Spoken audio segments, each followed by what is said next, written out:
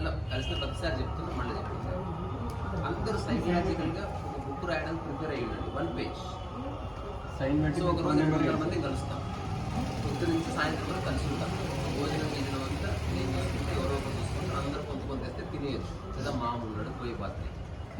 So ఈ 200 మందికి ఒక చిన్న ఫార్మేట్ ఎక్స్ప్లెయిన్ చేస్తాను, అందరికీ ఆ పేపర్లు ఇస్తాను.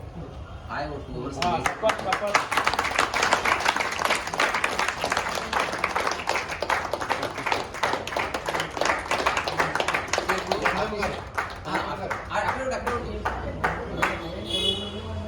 ఇప్పుడు అఫీషియల్గా ఒక మాట చెప్పాలి, అది ఆయన ఛాయిస్ వరకు కానీ మా అమ్మకి ఇప్పించింది అనేది మీరు ఎప్పుడు అనుకోరు.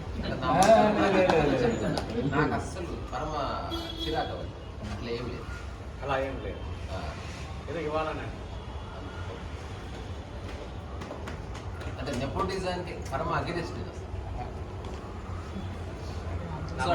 కూడా చూస్తున్నాను.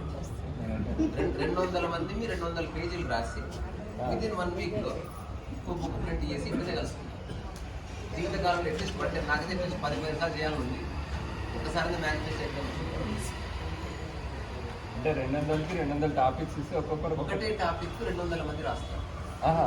పుస్తకం పేరు ప్రేమ ఎగ్జాంపుల్. అందులో నీ ప్రేమ అంటే నువ్వు రాయి, ఒకరిదొకరు చూడకూడదు, నీ అనుభవంలో వీళ్ళే రాయి.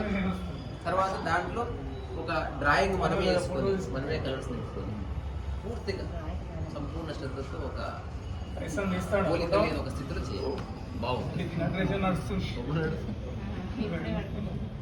అదే యోగం అంటే. ఇంకా ప్రపంచం వింటర్ కలిగితే ఇంటికి పోయి పండుకుందా మమ్మీ. ప్రపంచం వింటర్ అయితే అట్లుంటుంది.